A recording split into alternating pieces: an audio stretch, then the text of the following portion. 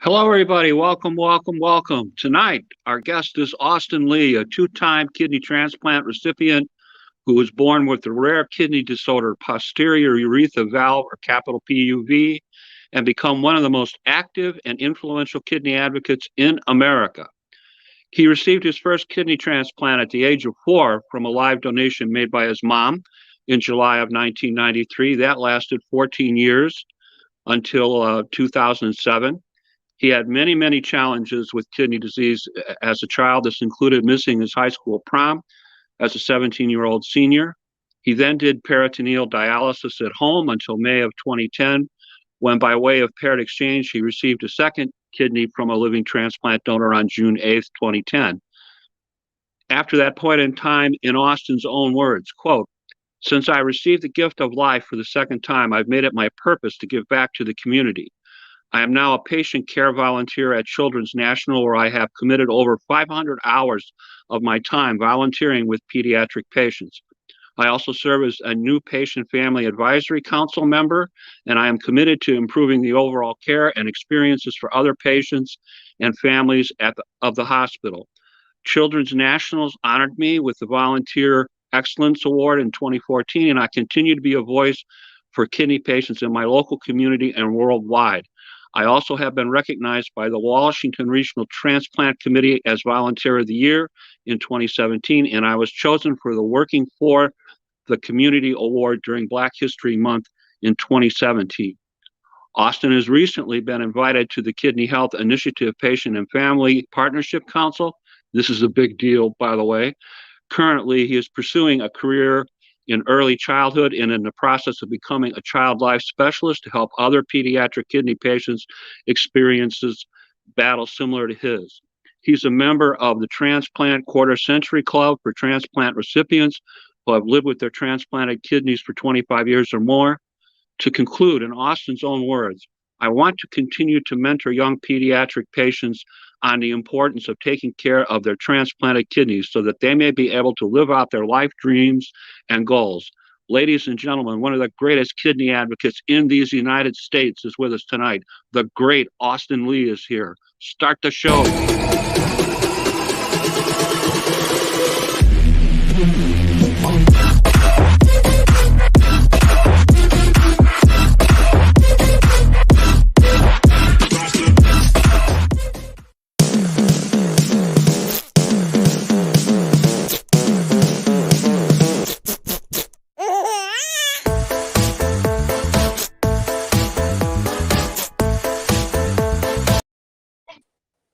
Hey, Austin, how you doing, buddy?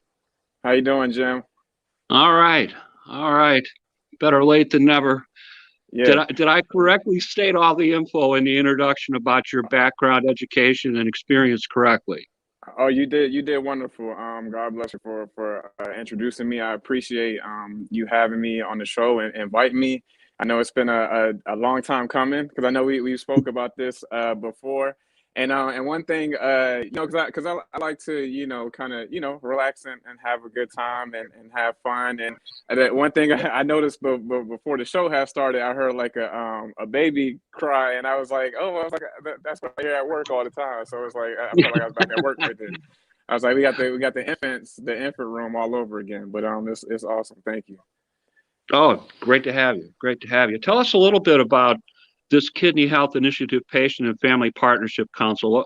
What does it do, and what is your role? So right now, I've been accepted as a new member of the PFPC, and it's all about innovation and development of safe, effective, patient-centered care therapies for people with kidney disease. And so, just helping to give people, more of a voice, and to change the status quo of the future of kidney disease, as far as patient-centered therapies, home hemodialysis, home peritoneal dialysis. Helping just to change the process, the giving people more of a choice in their hands of and just I wanted to join the PFPC pretty much to greater my knowledge on kidney disease, my education of kidney disease.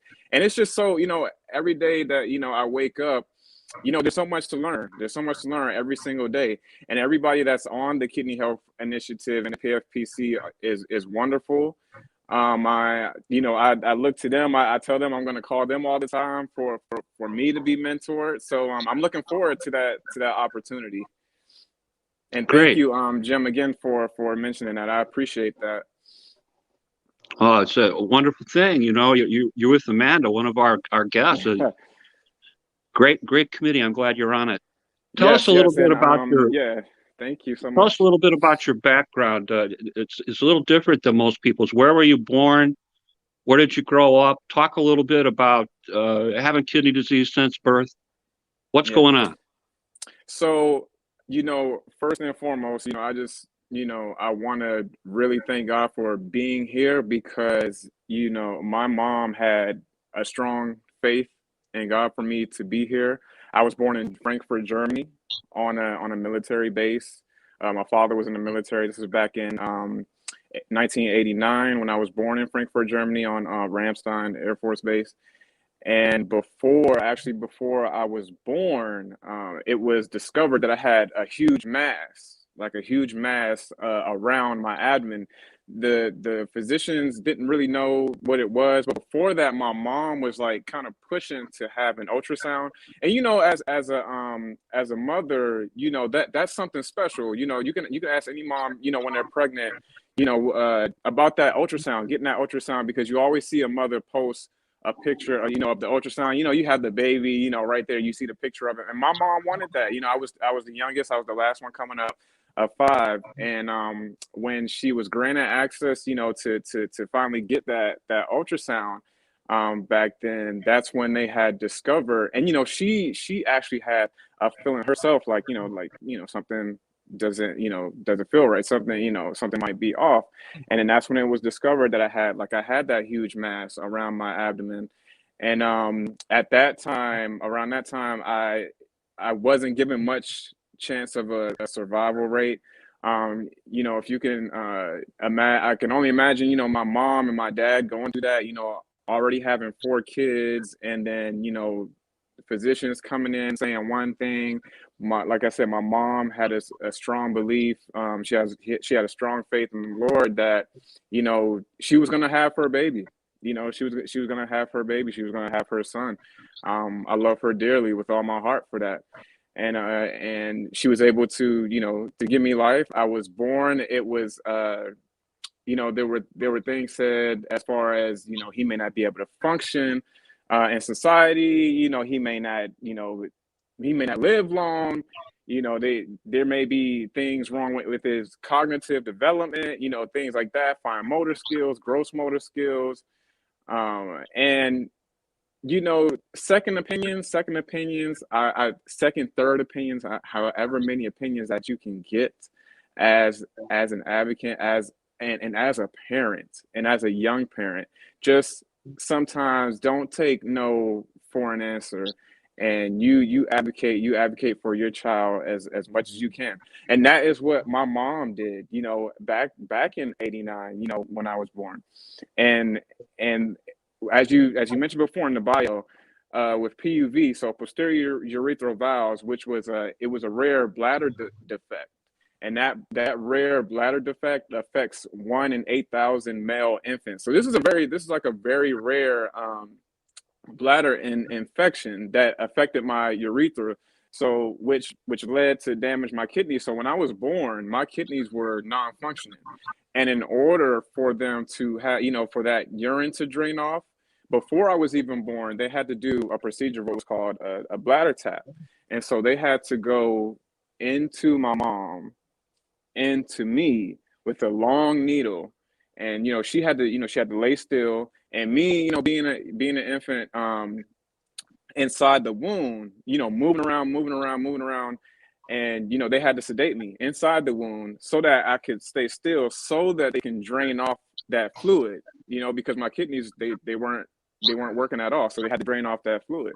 And so when eventually, when I was born, I want to say at about 11 months, I started peritoneal dialysis. But before that, they had to puncture 2 holes in my back in order for that urine to drain off. So I was like doing the opposite of what an infant in early infant stages, from that, I want to say from about that 5 to 12 month age range of an infant, where urine's coming out frontwards, mine was coming out backwards. And so my diaper was so heavy, I would hop around, on my diaper. And I know you've seen like little baby pictures I might have posted, on Facebook and stuff like that. And so I actually have so many when I have like a big diaper, and you can see me like on the ground. And kidney disease, it affects your bones, right? It affects your bones. A lot. Now I take like magnesium, and I take like tons of stuff like that for my calcium and things like that. And as a younger infant to toddler stage, I didn't learn to walk till about almost 2.5 years old, because it affected my bones so much. And so if you go back and look at some of my pictures as a younger child, I was very short, because kidney disease, affected, it really affected my growth, beforehand. So it really affected my growth early on. I really couldn't keep, much food down as a child. I was in and out the hospital numerous times. I would and thinking about Thanksgiving, yesterday, I was just sitting at home, and we were watching, some old VHSs, which I'm putting together with my brother. And he, reminiscing, and he's telling me, yeah, we shared a room, and I had to share a room with you with your peritoneal dialysis. Now, you've seen the peritoneal dialysis machine and how big it is now. It's kind of mobile. You can take it with you, right? So in the past, it was high, and it was like you had all these, water jugs and stuff like that. And think of, my brother back then, he was probably no more than like about 11, 12 years old, and he's having to help take care of his little brother on peritoneal dialysis, and he can hardly get any sleep, because back then, in the early '90s, that machine was very loud. It was very loud. I know it's loud now, but it was very loud back then. And so, I give a lot of thanks. I give a lot of credit to my older brothers and my older sister, for helping me through that process as a child, because without them, I truly wouldn't be here. It was a collective team effort, with them helping me out, in that earlier stage, going through kidney disease, before I actually had my transplant. I have stories, my older brother, telling me about sometimes he would just randomly say, Austin, do you remember when I used to hold you down? I used to hold you. I used to hold you down and rip the patches off you. He was like, man, it made me feel so bad, like having to do that. And Yeah.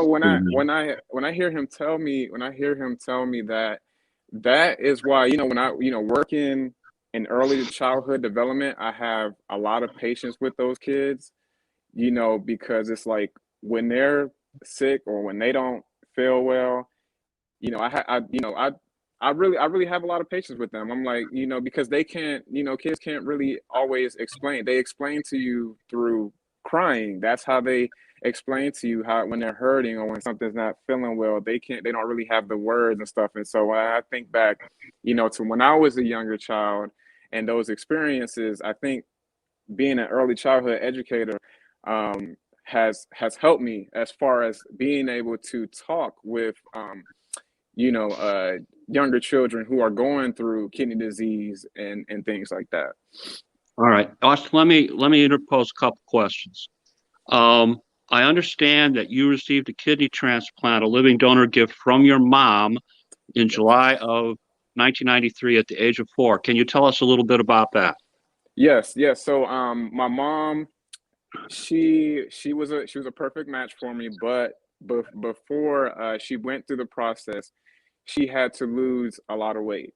So, and this was back in 1993, and she went to a physician. I want to say she went to a German doctor, and she had to get a second opinion because the doctor, was saying that, you're not, losing enough weight. And my mom, she's going back and forth to Children's, dropping me off at the clinic, and they're saying, you're looking good. What are you doing to lose this weight? And so my mom, she was just like, I don't know, I really don't know what to do. And so she happened to go to Washington Hospital Center, here in Washington, D.C. And that's when, that physician at that time happened to, look over everything that I was going through, look over my whole health situation. And, he was looking and he said, well, everything seems to be coming out fine. When do you want to do the transplant, basically? And she was like, oh, wow. Like, let's do it. And I have to get the exact like information on this, but I believe because I was talking with my mom, but me and my mom were the first mother to son in Washington D.C. from one hospital to the other. As far as living donation, we were the first in the DMV area, African American, and so yeah, and she donated from Washington Hospital Center. I was at Children's National in July of 1993, and that kidney, it gave me the gift of life for 14 years. I won't say that the whole 14 years was just a smooth ride, because I mean even early on, I want to say about 4 or 5 years old, and before I get to that point, they actually took out both of my native kidneys. So the kidneys that, weren't working, they took out both of those native kidneys, and then they put my mom's kidney inside of me in order, for it to fit and everything. And so that it just grew with me over time. And that, like I said, that kidney gave me the gift of life for 14 years. God bless her, for doing that. She loves to tell me about her creatinine all the time. She's like, I went to the physician, I went to my nephrologist, and my creatinine is this and this, which I love to hear from her. And yeah, it gave me a wonderful life for those 14 years. Okay, and unfortunately, you went through a rejection and you were on peritoneal dialysis again for a Yes. 3-year period. But on June 8th, 2010, I read that you received a second kidney transplant from another living donor under a paired donation exchange method. Can you talk to us a little bit about that? And is that Stella Christian? Do I have the name right? Yes, absolutely. God bless her soul, Miss Stella Christian, uh, who did the most unselfish act and blessed me, and she is the reason, why I continue to be here, to have the energy, to be able to give back and share my story. And yeah, when I went into kidney rejection, I really, it really came out of nowhere. Really, it just hit me like really really fast, kind of, over time. And I remember before it rejected, I was dealing with a lot. My grandfather was getting ready to was going through hospice care, so he was about to pass, and this was in 2006. And we actually had his funeral on my birthday, so that stress, my mom was going back and forth from Jacksonville, Florida, to Washington D.C., and I'm in my senior year in high school, and I'm trying to manage my medications, in which my father, he was really good on me about, staying on me about taking my medications and stuff like that. But it got to a point, I'm 17, 18, and it's like I'm trying to keep up, with graduating high school. Like you said, I have the prom going on here. My mom isn't in town because she's having to take care of my grandfather down in Florida. So, it's just a lot of things going on. And then at that time, I was always the kind of person that like didn't really like to say much like when I was sick. So I was just like, I was just kind of like stay to myself. And like, cause I was always like a shy person. I wasn't always outgoing as I am now. I'm still kind of like a shy person at times. Um, but yeah, it went into rejection in 2006. And I was rushed in, and I had to do emergency dialysis, actually, where they had to put the catheter in my neck. And so I had to have a catheter here in my neck. And that's where they put me on a lot of steroids, and they were trying to bring back the kidney function. But I just remember my nephrologist from Children's just saying, that we did everything that we could. It was acute renal failure. So and yeah, and I went on peritoneal dialysis for 3 years. And once again, I want to give credit to my older brother for helping me make that decision on receiving peritoneal dialysis, because at the time, before that, I was doing hemo, in center for about I want to say about a month. And that's when, me and him, because we have a really close relationship, and we were talking, and he was saying, you still want to work, you still want to go to school and all that kind of stuff. You should kind of do the peritoneal one, because he's like, you remember you used to do it when you were little, and you could still kind of, you could still kind of go to school, you could still go to work. And I was like, okay, all right, let's do it. And I went on peritoneal dialysis. It was a tough process starting. I remember when the dialysis nurse first drained, when she opened up that cap, and I was like, geez, I was not having it. It hurt so bad. That drain hurt so bad. But I made it through it. I got used to it, and I made it through it. And fortunately for 3 years, and then I got the call. The call. I I had got a call 6 months prior for a high risk kidney, but then the next day it was discovered that that kidney wasn't gonna work out for me. And at the time I was just like, I want any kidney at this time. I was like, I'll take anything. I like Jim. I literally watched YouTube videos.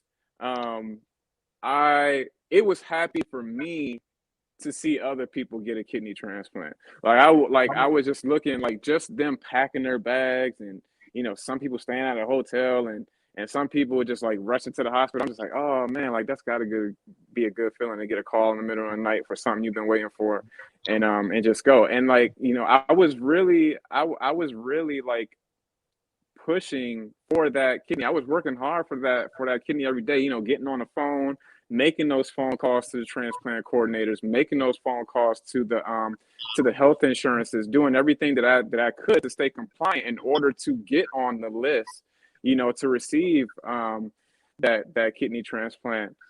And it came through. You know, God worked in my favor, and it came through.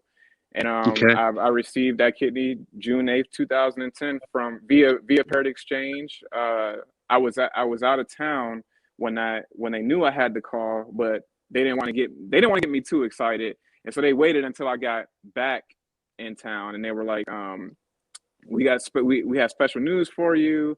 And I was just like, maybe it's my labs.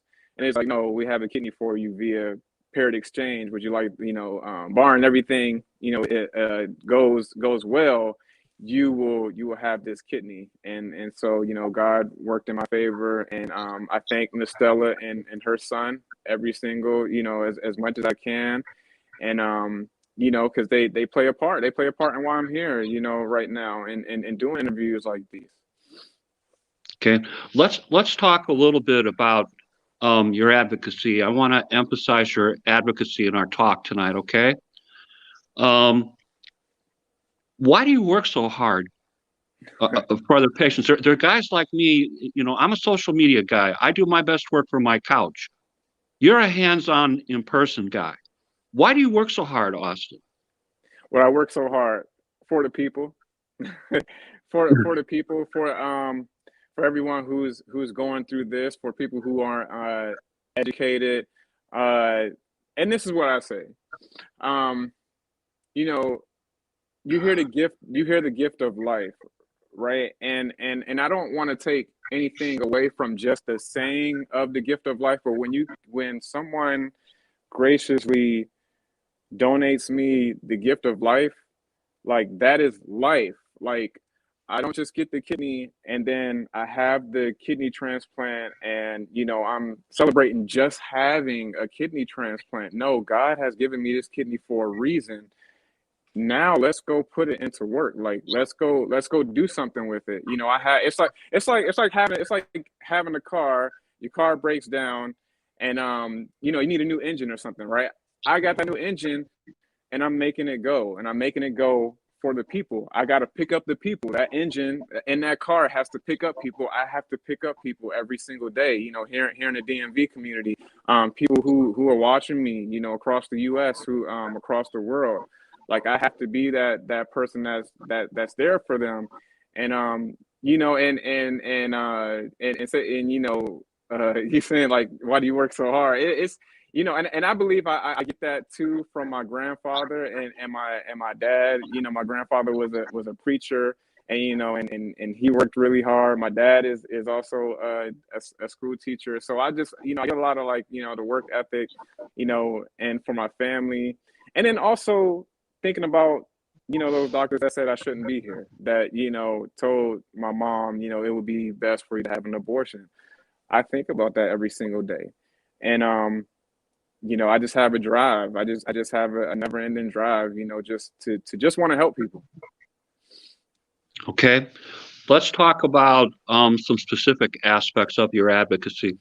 I understand that you're doing a documentary concerning pediatric kidney disease and your transplant journey as a pediatric nephrology patient for Children's National. Real brief, Austin, can you tell us a little bit about what's going on with that? Oh yeah, so me and my brother, we're actually like so sometimes I post little clips here because we're actually sorting through like the things that we want to put together in the documentary, being from, you know, 4-year-old patient at Children's National all the way up until, I'm 32 now. And just showing people that, my history of a pediatric nephrology patient, from being younger to still, maintaining, staying in the hospital and being able to give back, showing what you can do regardless of what was set in front of you.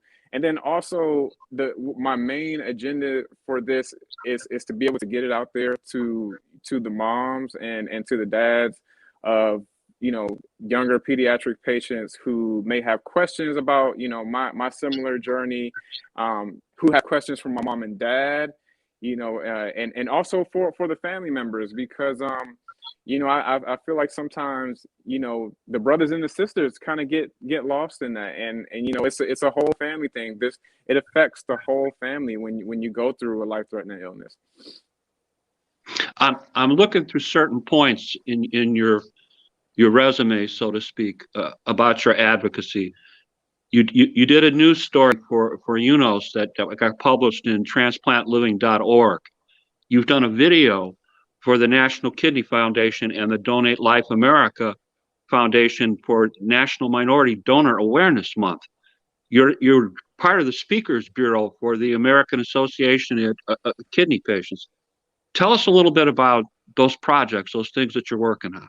Yeah, so sure. So with actually with American Association of Kidney Patients, I just want to first thank them as well, and thank Aaron Kell while I'm here today, because I just completed. I had three mentors out of Atlanta, Georgia, that I was mentoring through a program through Emory, and it was a mentorship program where I was, given materials on, life after transplant, life on hemodialysis, peritoneal dialysis, and then, just having, a normal conversation with them. And so and although most of my mentees were a bit older than I was, like they were still, drawn so much to the information that I had to give them. And I was drawn off the information that they had to give me, because they gave me insight, a lot of insight of what they have to go through, on in center hemodialysis. And then also for with NKF last year, I completed, via Zoom. It was called Take Charge of Your Kidney Health. So helping people manage, their kidney disease, between the stages of 2 to 5 in kidney disease, and just like, different things of like how to cope with stress, relaxation therapies, just different things on how to cope with their kidney disease, and take charge of their kidney disease. And then also you mentioned the UNOS luminaries article that I was in, and just helping to bring more equity to African Americans as far as organ donation and transplants in the community. Okay, one of the coolest things that I've read about you that I kind of dig about your advocacy. When you were a child, you were granted a wish from the Make-A-Wish Foundation. They sent you to Disney World, and now it's my understanding that you are a wish granter for the Yeah. Make-A-Wish Mid-Atlantic Foundation. Can you talk to us a little bit about that? Yeah, and I actually brought on this. They just gave me the shirt. They just sent the shirt today. So yeah, shout out All to right. Make-A-Wish. I appreciate them so much. I remember having that wish granted. My mom, before I was almost too late, to the point where I almost didn't get a wish, because I almost didn't make the age. But she was actually reading about it, and then I want to say a social worker from the hospital, either a social worker or a child life specialist, had mentioned to her about Make-A-Wish. And she was like, Austin never, they were like, Austin, he qualifies for a wish. And she was like, he never had a wish. And, she, applied for me to have Make-A-Wish. And, they came to my house. Now, my first wish was to meet Michael Jordan. The second wish was to go on a shopping spree. And then at that time, around that time, it was, I believe Disney was very popular at that time. And, like, I had the support of my family that helped me make the decision of going to Disney World. And I got to go to a place called Give Kids the World, in which, they house those kids who have wishes. It's located in Kissimmee, Florida.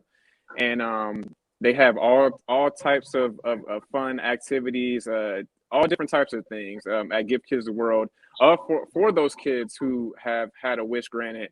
And being able to stay there, and having them take care of it, they took care of everything. Everything was free for my family. I got to go to the front of the lines of every ride at Disney, Universal. But for the bigger point was, when I was done, with that trip, I wanted to give back. Like I wanted to give back. I wanted to, just seeing the other volunteers and how they treated me and my family, being 14 years old at that time, I was like, I want to do this, when I get older.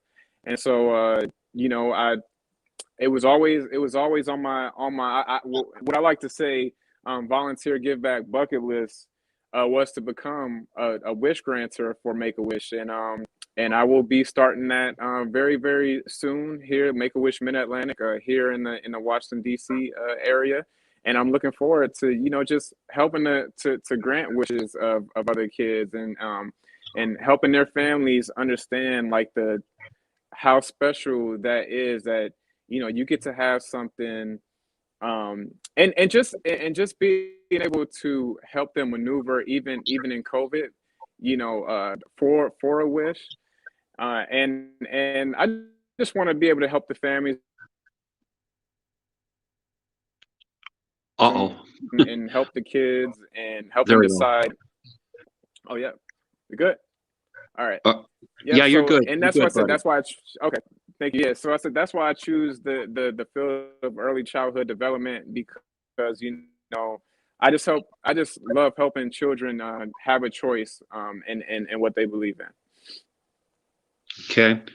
Your dedication to pediatric patients, pediatric students is remarkable. You teach preschool students, correct? Yes or no?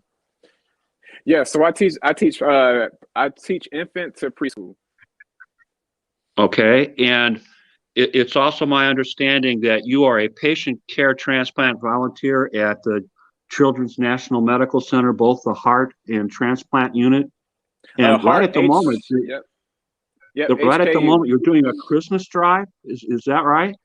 Yeah. Can you With tell us a little bit so about this that? Yeah, so this year I'll be partnering with Sharon Rouse, where she wants to. There'll be over 25 kids in the dialysis unit.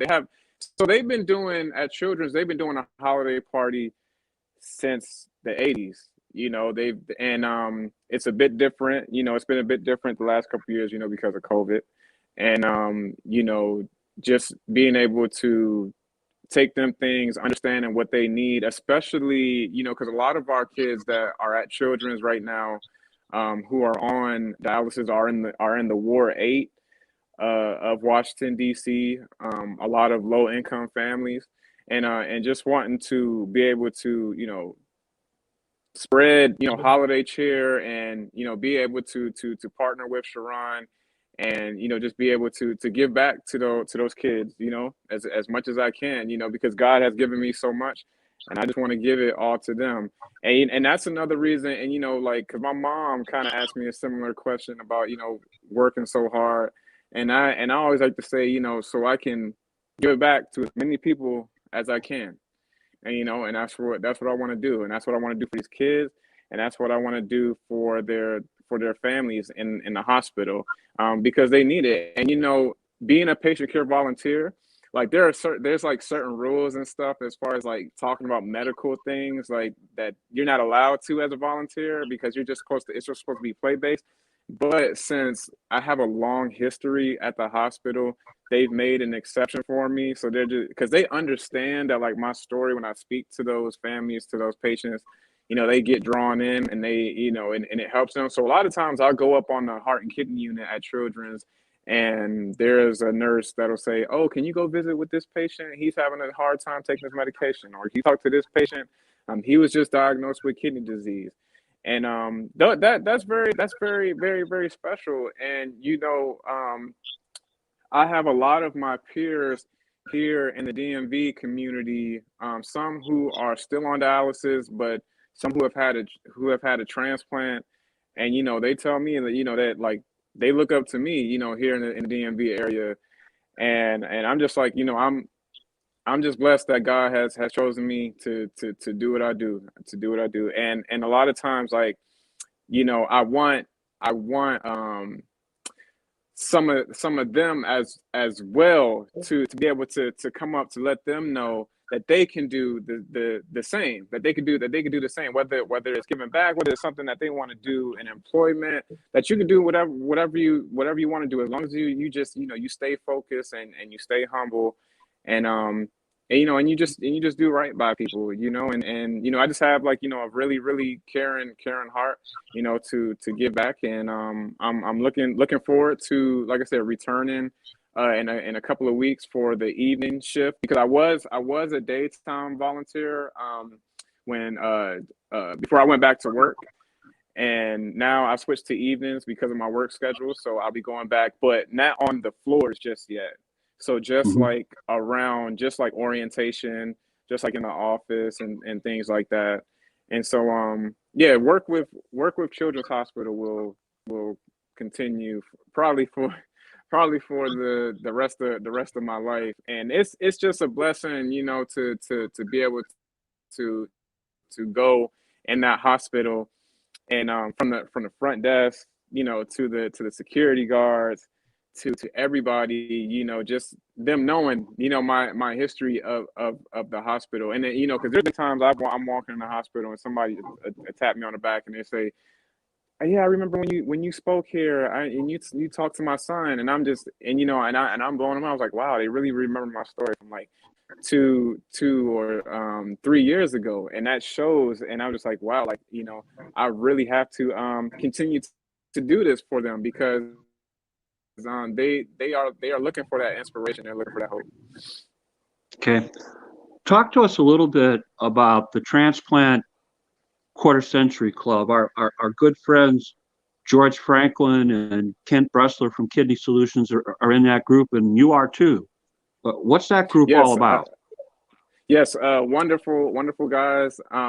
So George is the founder of the Transplant Quarter Century Club, and I just want to give another shout out to him. He celebrated, I want to say, over he's 40 plus years with his living donor kidney. He's wonderful. Has taken me in like his own family. We've known each other uh, long. We go way back with our history, transplant games, and I got to know about the Transplant Quarter Century Club through the transplant games. And, I would always see, these people, on this cruise and stuff with these green jerseys. I'd be looking, and I was just, just like wondering, like, what is this, Transplant Quarter Century Club? What is this all about? And so, it's, pretty much about, people who have had their transplant, living donor transplant for at least 25 or more. And so, and George has actually made it for me so that, like I had my first one for 14 and my second one for 11. And hold on one second, in which I can show you right here. I'm gonna You got the show you right jersey. here if you can see it. Yeah. So it says 14 plus 11. So I had 14 living years with my mom, and 11 with Stella, which equaled up to be, the 25. And God blessed me to become a part of the Quarter Century Club. I think those people are wonderful. It goes to show you, when I look at them, it just shows me the one word, compliant. And I say compliant because that shows you that they are taking their medications and that they are doing everything that they're supposed to be doing. I mean, 25 years, 25. And I've seen people who have like 50 on their jersey, 45s. And I'm just like, oh, wow. I feel like a baby in the club, with just a new 25 in there. But, God has blessed me to become a part of that Quarter Century Club. And I want to get 25 more. I take it one day at a time. And it is funny because when sometimes when I wake up in the middle of the night and I had the urge to use the bathroom, I will say, I'm like, oh, like, I'm tired, but you know what? My kidney is working. That's what it's showing. Like, at least I'm like, at least the kidney. I may be tired. I don't feel like getting up to go, but my kidney is working. Okay. I want the folks to know that not only are you active in the kidney community in DC, Maryland, Virginia, the DMV thing threw me for a while. I thought Department of Motor Vehicles, but at any rate, A lot of you, people think you're that. you're doing work with senior dogs, you're delivering food with Martha's Table, 320 bags of groceries, and the DC pantry. So you're quite active in the community, not just as a Yes, kidney activist, but as an activist, period. Is that correct? yes, yes. Okay. Let's Thank you on talk that. a little bit. Martha's, yeah, yep. Okay, let's talk a little bit about your awards. There was one in particular that I wanted to ask you about. The 2017 NBC4 Working for You award. Is that from a television station? One more time. Which one was it? The 2017 NBC4 Working the number 4 You Yes, award. yes. Is That that a one was from Yes, that's NBC for NBC Washington here in Washington D.C. Yep, it sure was. okay?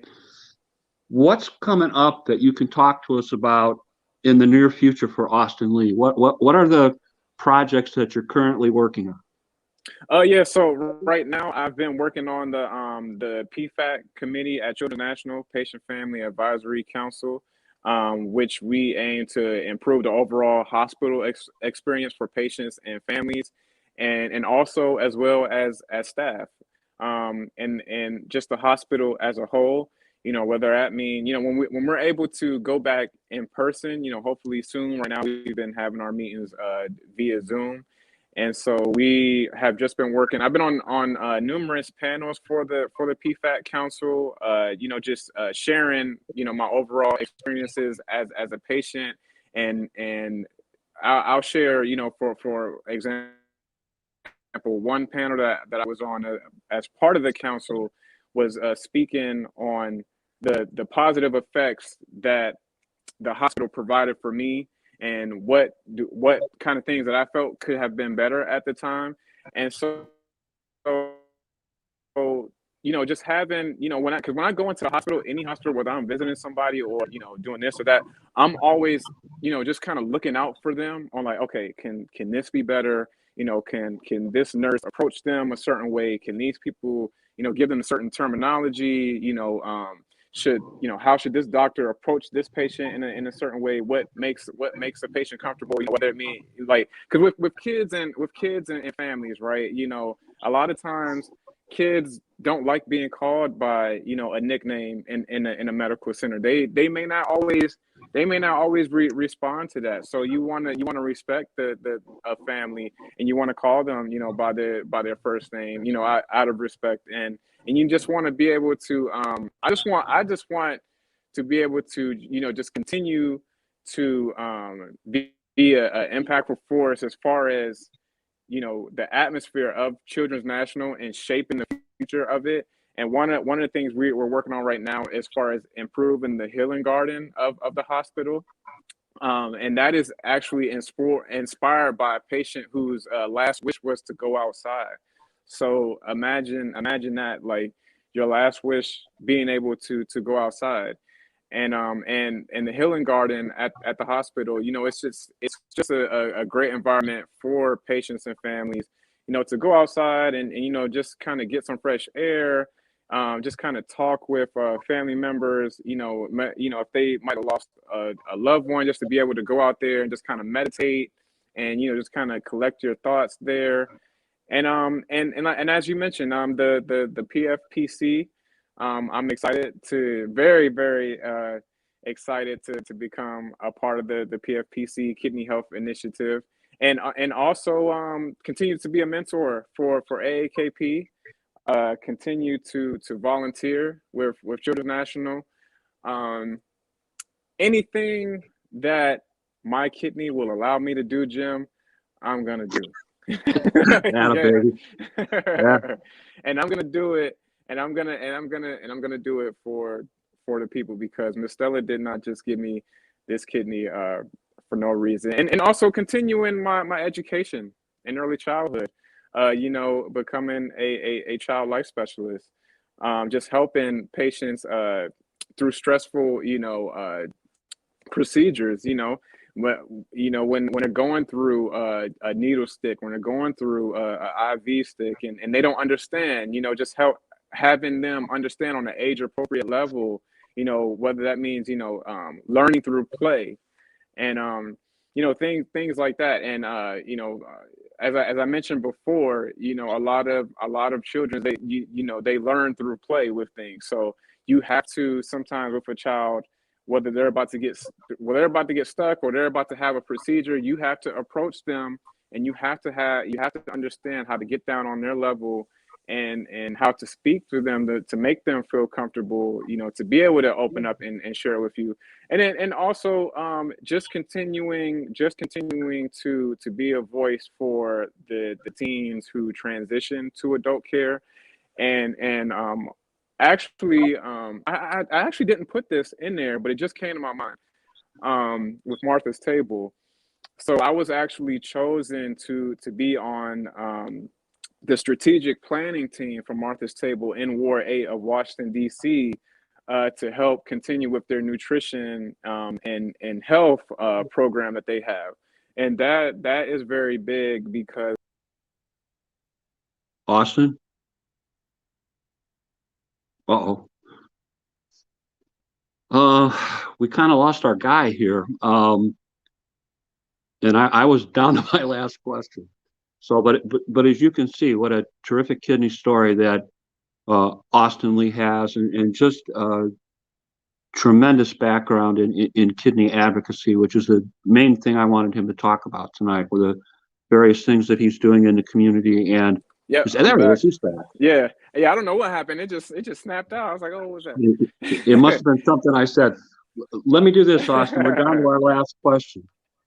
Is there Oh yeah, go ahead. anything you would like to mention before we conclude tonight that either I forgot to ask you about, or that you forgot to mention earlier? Is Oh there yeah, anything you'd like to so discuss with us?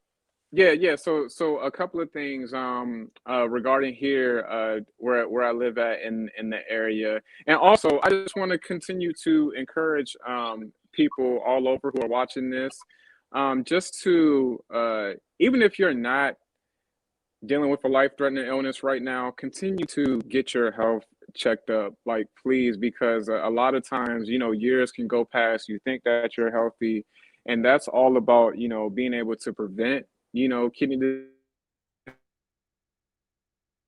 disease. And even if it's not kidney disease, you just something else, whether it be high blood pressure, diabetes, things like that. I just want people, to understand, how important that their health is.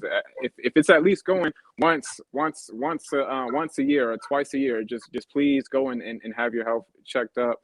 And also, like I said, I was actually talking to my guy. His name is, Mo Better, and he does a lot of work in the community for, it's called Santa Claus, and that is, through Safe Shores DC here, in which, if you donate $1 to Santa Claus, it goes right now. He's raising money to go towards, sexually and physically abused children in the DMV area, which he has been, promoting for so many years that he's been doing. And I just continue to want to, connect with people here in the DMV area, as well as, people all over.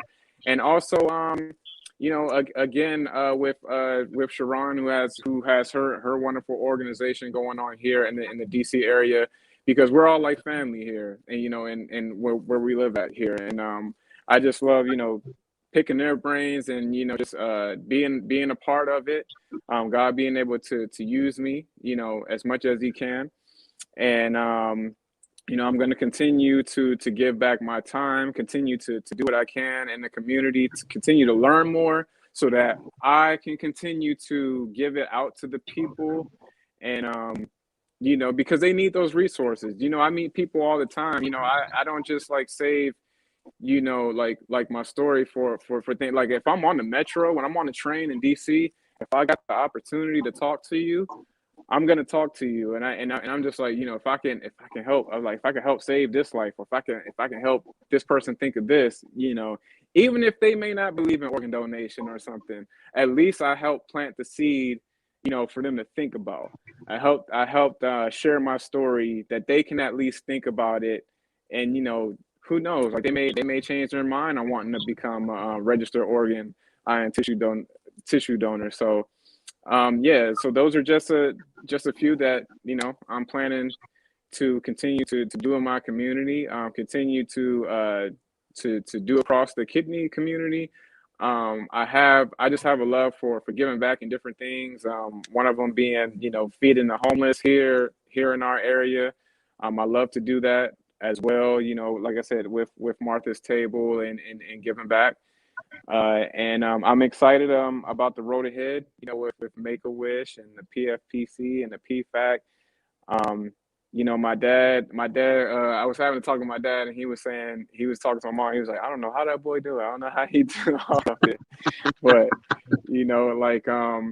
yeah, when I ran into somebody before we go, I ran into someone on an elevator that I knew from that used to do a lot of kidney community work. And, she just her spirit just hyped me up even more. And we had a long talk, literally right there. It was supposed to be like 5 minutes, ended up turning into like an hour. And we're talking about the elevator, and she's like, "Isn't this your floor?" And I'm like, "No." I was like, "We're talking about some important stuff right here." And so she kind of really inspired me, let me know, like, we got to continue to do this, because this is a never ending thing. And if I can be a part of different councils, different part of innovations to help patient-centered therapies to change the status quo on kidney disease in the future of it, to help make things a little bit easier, as far as like speaking on Capitol Hill, advocating for living donor protection acts, Medicare, and things like that, because I'm blessed, with my job, with having insurance through the job that I work at, but not every kidney patient is blessed with that opportunity. And I mean, me personally, I feel like they should all have Medicare for the rest of their life, but that's just my opinion. Hopefully we can continue to fight for that, for these patients, because it's a never-ending thing. Even though you get a transplant, what do you say? It is not a cure.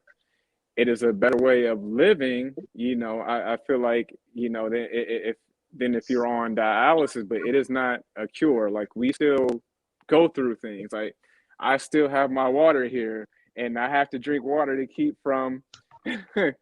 There you go. Oh, I like that mug too.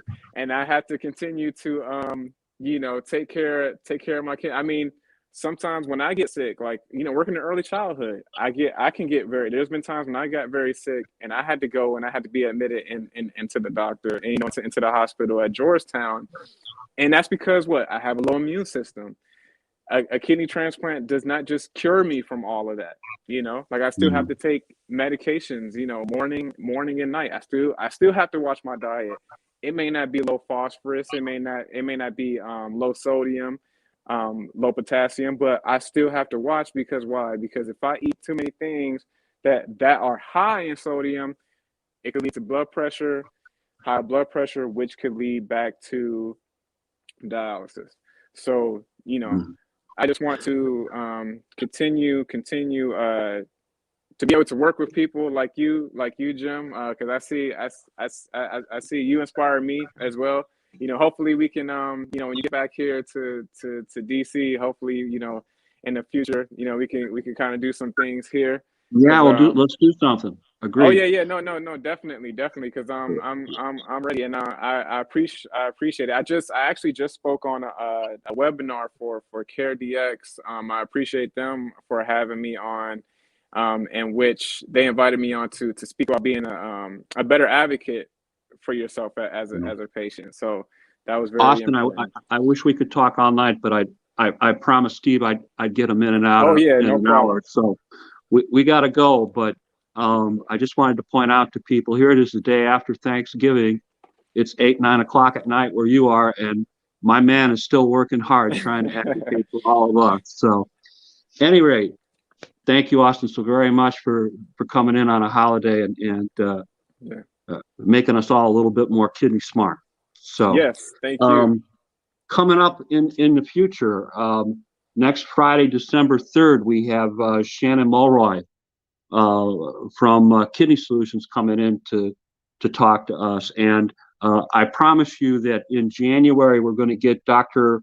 Sejal Patel back on to talk about her research at Mayo's. And, you know, she had a kidney transplant the day before she was supposed to come on the show. So I kind of thought that was a pretty good excuse to reschedule. So, any rate, watch this space. We'll talk soon. Bye-bye.